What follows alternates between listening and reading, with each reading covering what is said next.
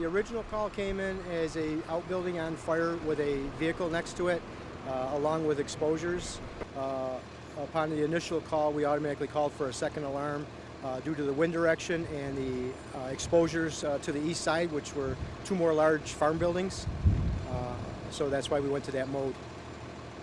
Tell me what was on fire actually. The actual fire contained to a small farm building and an outside farmhouse that was attached to it that didn't appear to be in use at this time, along with a huge, I guess you could call a trash pile with a van exposure right next to the burning outhouse. So you guys were able to make sure the wind didn't take it carrying any further? Correct. They made a good stop. They got here. They got the water right on the fire and put it out quickly to stop anything from spreading.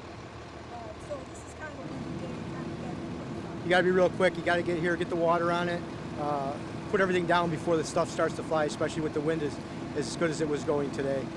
and then tell me about, looking at it, so there's things kind of may not have all this kind of possibilities. Yeah, this type of fire and this time of year, with the exposures and what you see there, you got to have it investigated. You have them check it out just to be sure. Make sure we're not missing anything, especially because the owner is not home at this time. So we definitely want to be sure of everything. This used to be a working farm. It's not now, so there's no animals in danger, no people in danger. Correct. At one time, I believe it was a working farm. There's no animals or anything here now, so I don't believe that there's anything at this time that they're working with as far as farm animals. Nobody was hurt. Nothing was, no animals or anything. So there was no one home. There's nobody here at the time that we arrived.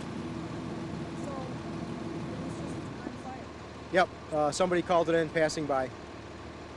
That's kind of suspicious in itself, isn't it? Yes. Yep. That's why you always call for an investigation or something like that. Something suspicious you're not sure of. There's not saying that that they did something wrong, but you want it checked out just to be sure. And we still are in the burn ban period. Yes, we're still in the burn ban until May 15th. Tell me what that's been like. There's been a lot of people still burning. If they get caught, they're gone after. We haven't had a real lot of calls. There's been a few grass fires and brush fires, but nothing real extravagant at this time. And I'm basing this question just on what I see other firefighters saying. First Julie Medic 2, 80-year-old female coughing. Yeah, we take it real seriously. Just because the effects of it can affect another property, someone else's home, it can affect the first responders. It can carry itself away for thousands of acres, which has happened before.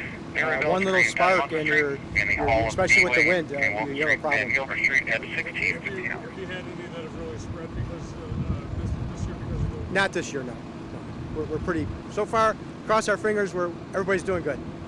So the burn ban is in effect until the middle of May. Yes, So yes. we have 4 weeks left, so people need to be a little bit more. Yes, they need to be cautious and careful, especially with camping season coming up.